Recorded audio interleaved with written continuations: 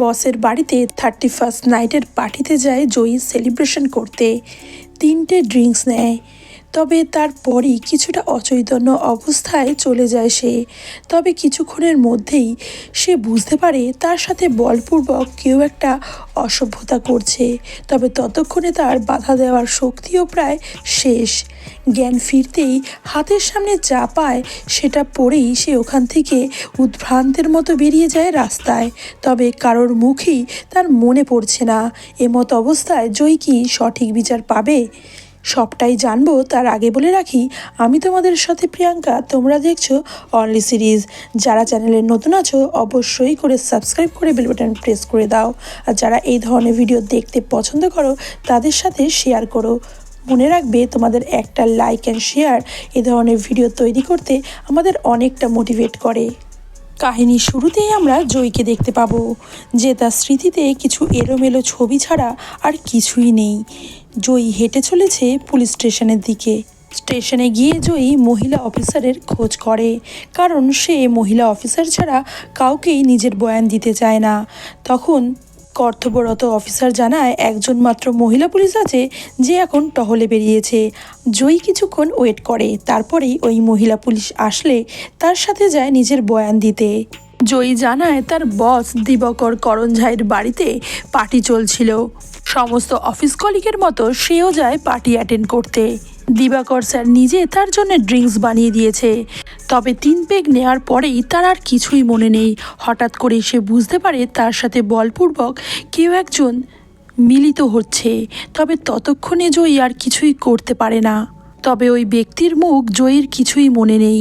তখন ওই মহিলা পুলিশ তার কাছে জিজ্ঞাসা করে তার কি কাউকে সন্দেহ হয়।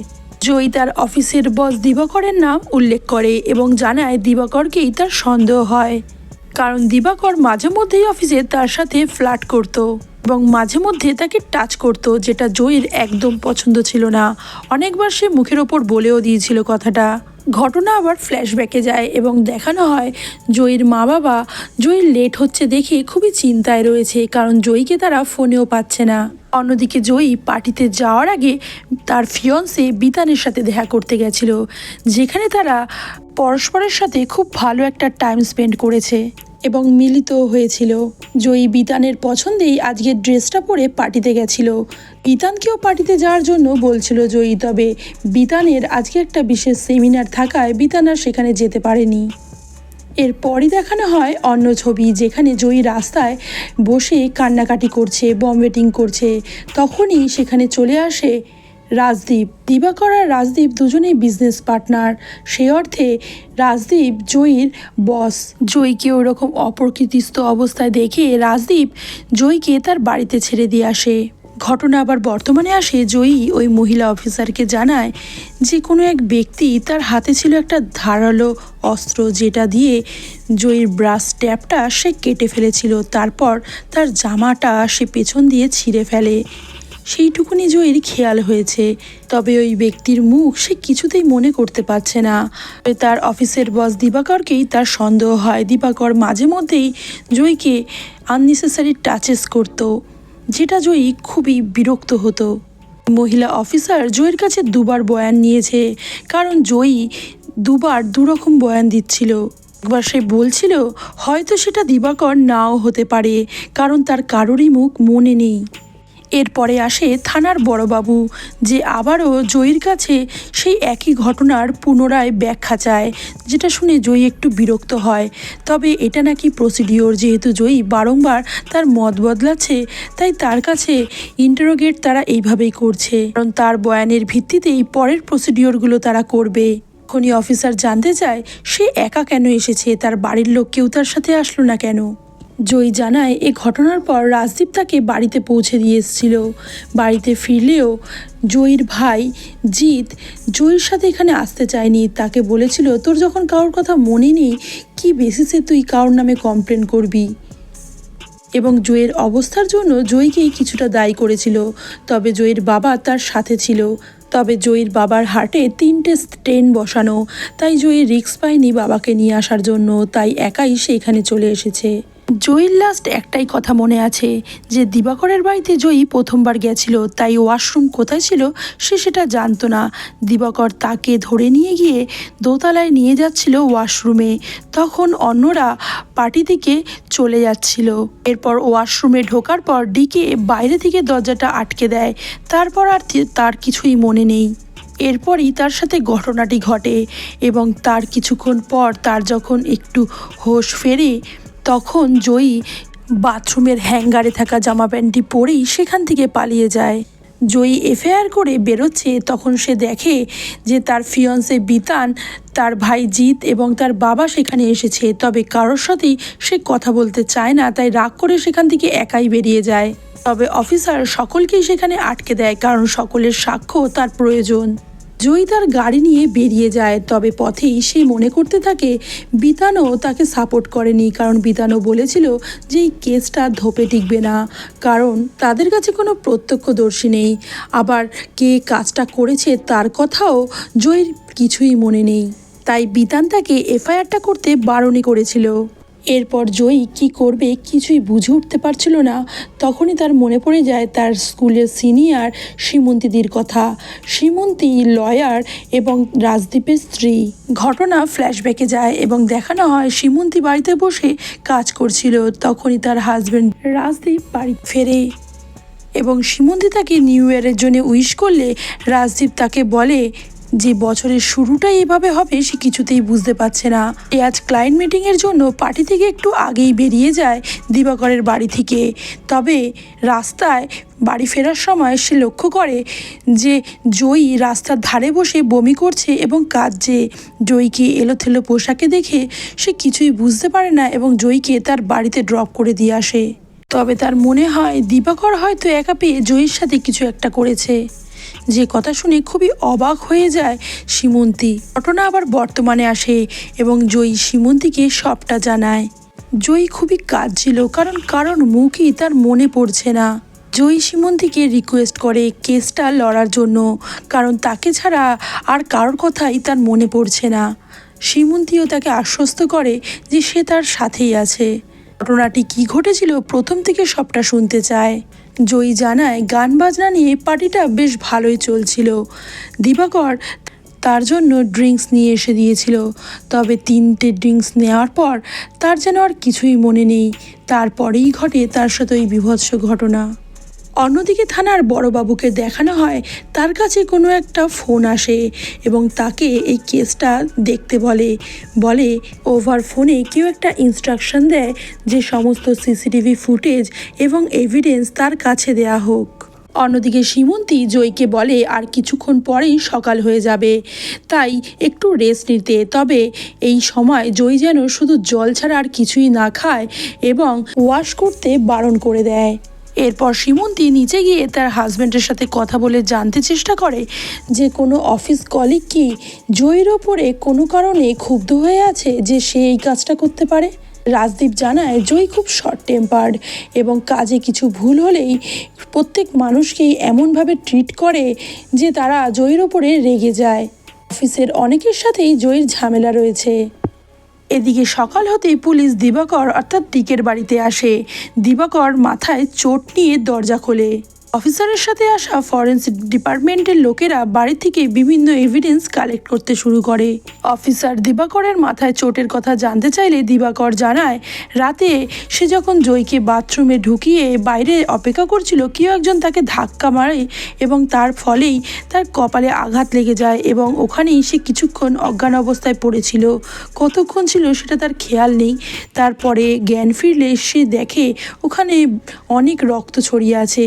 তারপর বাড়ির কাছাকাছি মেডিসিন শপের একজন চেনাশোনা ব্যক্তিকে সে ডাকে এবং তার ফার্স্ট এড করিয়ে নেয়। তবে বাড়িতে পুলিশ দেখে এটিকে খুব অবাক হয়ে যায় এবং জানতে চায় সে তো কোনো কমপ্লেন করেনি এর জন্য, তাহলে তারা কেন তার বাড়িতে এসেছে।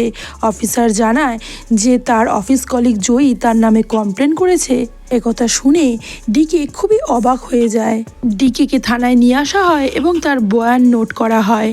কিছুক্ষণের মধ্যেই সেখানে সীমন্তী আসে জয়ীকে নিয়ে এবং অফিসারের কাছে সিজার লিস্ট আর এফআইআরের কপি চায়। তখনই সেখানে ডিকে চলে আসে এবং বারংবার বলতে থাকে সে কিছুই করেনি। জয়ীর সাথে সাথেই সেখান থেকে বেরিয়ে যায়। জয়ীকে নিয়ে যাওয়া হচ্ছিল মেডিকেল টেস্টের জন্য। জিৎ জানায় তার গার্লফ্রেন্ড শর্মী সেখানেই কাজ করে, সেও থাকবে। অন্যদিকে দুধে উকিল মিস্টার ব্যানার্জি, তার কাছে ফোন আসে যে ডিকের কেসটা তাকেই লড়তে হবে। জয়ীকে মেডিকেল টেস্টের জন্য নিয়ে যাওয়া হয়। কর্তব্যরত ডক্টর তাকে খুব সাহস যোগায় এবং নিজের কাজ শুরু করে। টেস্ট চলাকালীনই জয়ীর চোখ বন্ধ করতেই সেই ভয়াবহ স্মৃতি আবার উদ্রেক হয় এবং চিৎকার করে ওঠে জয়ী এবং দেখে পোখরাজের আংটি পরা একটি হাত, যেটা দেখে সে ডিকে ডিকে বলে চিৎকার করে কাঁদতে শুরু করে। ফার্স্ট হিয়ারিং শুরু হয়ে যায়। আদালতে দাঁড়িয়ে মিস্টার দিবাকর করঞ্ঝাই নিজেকে নির্দোষ বলে দাবি করেন। অন্যদিকে দিবাকরের উকিল মিস্টার ব্যানার্জি জয়ীকে উইটনেস বক্সে ডেকে পাঠায় এবং জানতে চায় যে ঘটনার সময়কার তার তো কোনো স্মৃতি মনে নেই। তবে ঘটনার আগে দিবাকরবাবু যখন তাকে ওয়াশরুমে নিয়ে যাচ্ছিলেন তখন তিনি তো তাকে ধরেই স্পর্শ করে নিয়ে যাচ্ছিলেন। তার কোনো স্পর্শ কি তার খারাপ লেগেছিল, অথবা তার শরীরের কোন কোন জায়গায় দিবাকর তাকে স্পর্শ করেছিল? এ সমস্ত কথায় খুবই বিরক্ত হয়ে যায় জয়ী। সীমন্তী মিস্টার ব্যানার্জি এই ধরনের কথাবার্তায় অবজেকশন করলে আদালতের জজ মিস্টার ব্যানার্জিকে একটু সহমর্মিতা দেখাতে বলে। তবে মিস্টার ব্যানার্জি বলে ওনার সাক্ষীতেই যদি শাস্তি দেওয়া হয় তাহলে ওনাকে কিছু কথা তো ক্লিয়ারভাবে বলতেই হবে। দিবাকর বাবুর কোনো ব্যবহার কি তার আগে পর্যন্ত তার খারাপ লাগছিল বা তার অসুবিধার কারণ হয়েছিল? জয়ী বলে আমার ঠিক মনে নেই। মিস্টার ব্যানার্জি বলে আপনার ঠিক মনে নেই, অথবা আপনার যদি খারাপ লাগতো তাহলে হয়তো আপনি তখনই ওনাকে বলতেন। আপনি এই ধরনের কোনো কথাই বলেননি, সুতরাং আমরা এটা ধরে নিতে পারি উনি তার আগে পর্যন্ত আপনার সাথে ভালোভাবেই বিহেভ করছিল। মিস্টার ব্যানার্জি বিভিন্নভাবে আদালতে জয়ীকে দুর্বল করে দেওয়ার চেষ্টা করছিল। সেই সময়কার স্মৃতিটা তাকে বারংবার মনে করিয়ে দেওয়ার চেষ্টা করছিল। এর ফলে জয়ী খুবই আপসেট হয়ে যায় এবং কাঁদতে কাঁদতে কোর্টে দাঁড়িয়ে বলে যে আমার সাথে অসভ্যতা করা হয়েছে, এইটা পুরো কনফার্ম। এরপর মিস্টার ব্যানার্জি জানতে চায় বাথরুমের রং কী ছিল। জয়ী বলে ব্লু কালার। কথা শুনে মিস্টার ব্যানার্জি বলে বাথরুমের রং তো সাদাই ছিল, আপনার ব্লু কেন লাগছে সেটা বুঝতে পারছি না। তবে জয়ী বারংবার বলে যাচ্ছিল বাথরুমের রং ব্লু ছিল। মিস্টার ব্যানার্জি বারংবার বিভিন্নভাবে তাকে জেরা করায় জয়ী কান্নায় ভেঙে পড়ে এবং জজ সাহেব জয়ীর অবস্থা থেকে তাকে কিছুক্ষণের জন্য ব্রেক দেন। জয়ীকে সীমন্তী বারবার আশ্বস্ত করছিল এবং বলছিল যে এটাই তো ফার্স্ট হিয়ারিং, তবে এটাতেই এত ভেঙে পড়লে হবে না, এখনও তো অনেক দিন বাকি আছে, তোকে শক্ত হতে হবে। বিতান আর জিতও জয়ীর অবস্থা দেখে খুবই আপসেট হয়ে আছে। হিয়ারিং আবার শুরু হয় এবং জয়ীকে মিস্টার ব্যানার্জি জানতে চায় আপনি যখন ওখান থেকে বেরোচ্ছিলেন তখন ঘড়িতে কটা বেজেছিল, আপনি কি লক্ষ্য করেছেন? জয়ী বলে তখন 3টে বাজতে যায়, যেটা শুনে মিস্টার ব্যানার্জি বলে আপনি সর্বৈব ভুল।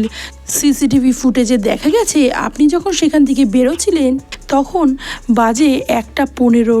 তবে জয়ীর বারংবার মনে হচ্ছিল ঘড়িতে তখন 3টে বাজে। জয়ী আদালতে বারংবার ভুল প্রমাণিত হচ্ছিল।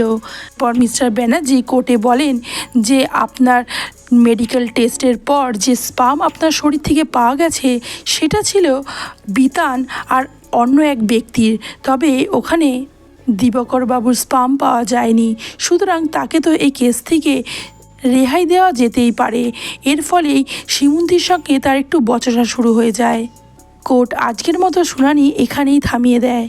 বাড়িতে ফেরার সময় জয়ী সীমন্তীকে বারংবার একটা পোখরাজের আংটির কথা উল্লেখ করে, বলে তার মনে আছে যে মানুষটি সেখানে ছিল তার হাতে ছিল পোখরাজের আংটি। হঠাৎ করে সীমন্তী বলে ওঠে পোখরাজের আংটি তো অনেকেই পরে, তার হাজবেন্ড রাজদীপের হাতেও একটা পোখরাজের আংটি আছে। কাহিনী একটু ফ্ল্যাশব্যাকে যায় এবং দেখানো হয় দিবাকরের স্ত্রী পৃথা রাজস্থান থেকে 2টো পোখরাজ নিয়ে এসেছিল। ব্যবসার 2 পার্টনারের জন্য 2টো পোখরাজ, একটা আংটি তৈরি করা হয়েছিল, আরেকটা রাজদীপের জন্য এনেছিল। রাজদীপ সেই আংটিটা এখন পরে থাকে। বাড়িতে ফিরে সীমন্তী আলমারির লকারে দেখে সেই আংটিটা এবং রাজদীপের কাছে জানতে চায় সে এখন আর এই আংটিটা পরে না।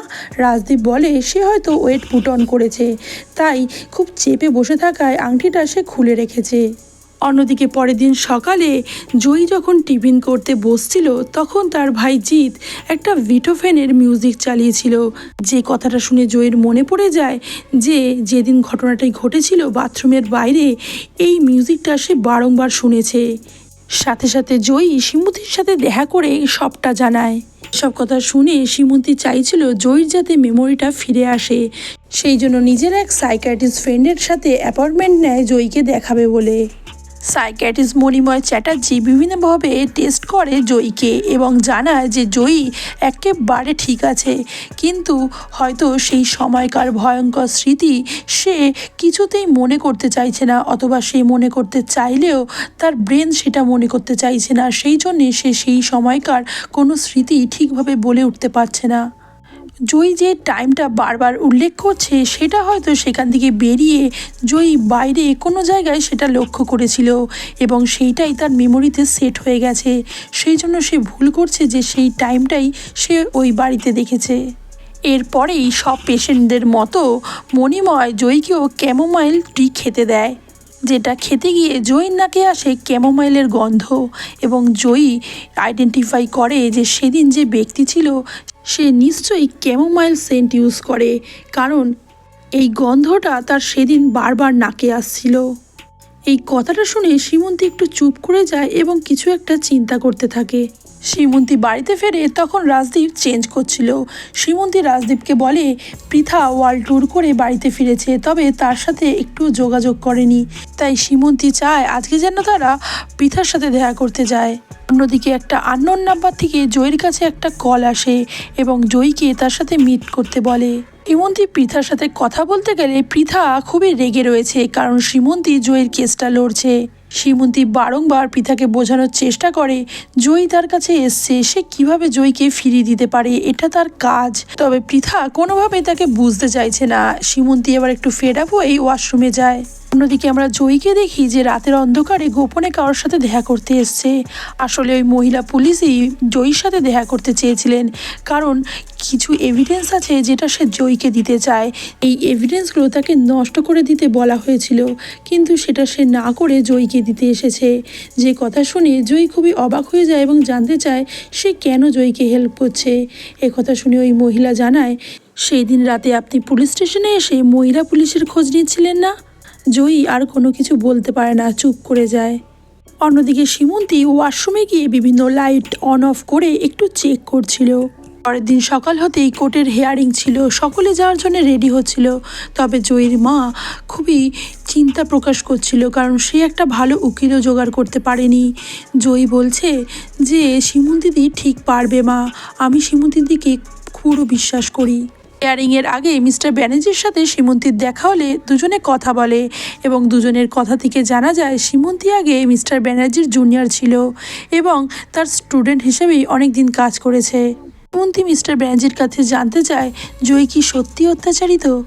মিস্টার ব্যানার্জি বলে 100%, তবে কি ক্ষমতার সাথে আমাদের এমন কিছু মানুষের কথা শুনে চলতে হয় যেগুলো তুমি পরে অনুভব করবে এবং বুঝতেও পারবে আমি কেন সত্যির সাথে চলতে পারছি না।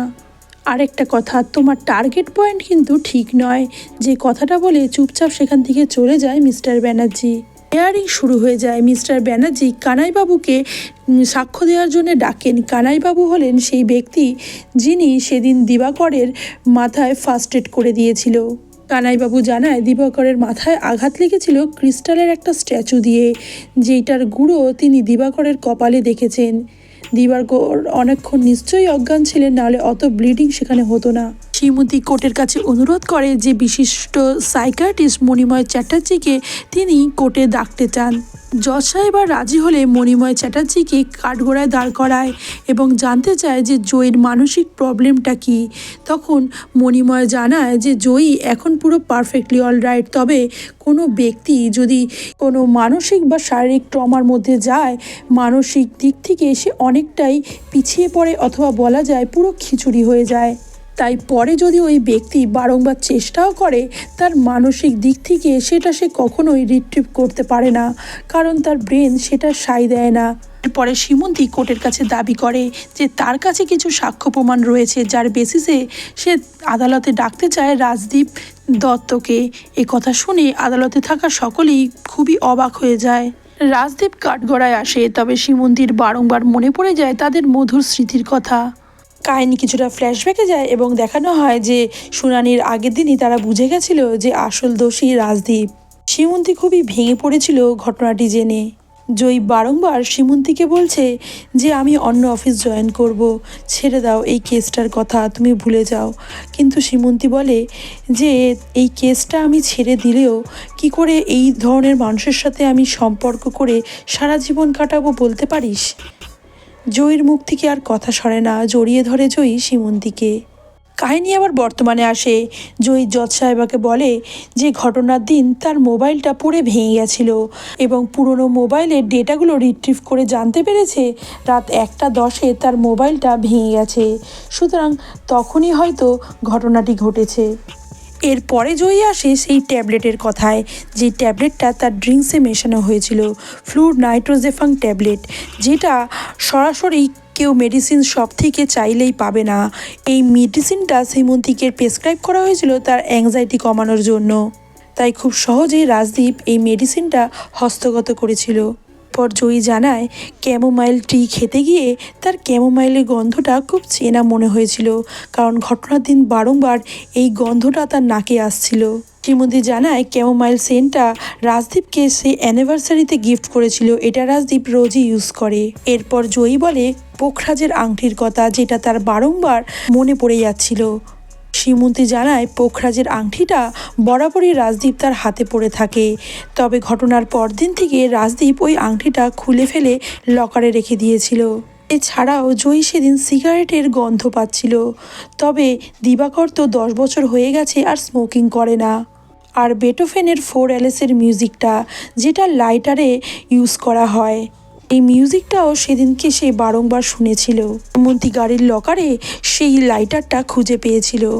এছাড়া আছে সিসিটিভি ফুটেজ, যেটা লোপাট করার অনেক চেষ্টা করা হয়েছিল, যেখানে দেখা গেছে রাজদীপ 1টার আগেই বেরিয়ে যায় সেই বাড়ি থেকে, কিন্তু আবারও আধ ঘন্টা পরে সেখানে ফিরে আসে। অর্থাৎ ঘটনার সময় রাজদীপ পুরোটা সেইখানেই ছিল, ফোনের টাওয়ারও সেই কথাই বলছে। ব্যানার্জি চুপ করে বসে সবটাই শুনছিল। হঠাৎ করেই তিনি উঠে এসে বলেন যে জয়ী সেদিন বাথরুমের সব কিছুই নীল দেখছিল, কেন, বাথরুমটা তো পুরোটাই সাদা। এ কথা শুনে চিৎকার করে ওঠে জয়ী এবং বলে ড্রিঙ্কস করে নীল আলোতে সাদা বাথরুমও নীলই দেখায়। এরপরেই শ্রীমতী রাজদীপকে চার্জ করতেই রাজদীপ ভেঙে পড়ে এবং বলে সেই রাগের মাথায় এই ঘটনা ঘটিয়ে ফেলেছে। আসলে জয়ী নিজের কাজে খুবই দক্ষ এবং রাজদীপের প্রতি মুহূর্তে মনে হতো হয়তো দিবাকর রাজদীপকে বাদ দিয়ে জয়ীকেই নিজের পার্টনার করে নেবে। আসলে রাজদীপ ছিল দিবাকরের ওয়ার্কিং পার্টনার, তাই কোনো টাকা পয়সা দিয়ে সে কোম্পানিকে কোনোভাবেই সাহায্য করতে পারতো না। তাই রাজদীপ সবসময় ভয়ে ভয়ে থাকতো হয়তো তাকে বাদ দিয়ে জয়ীকেই দিবাকর পার্টনার হিসেবে বেছে নিতে পারে।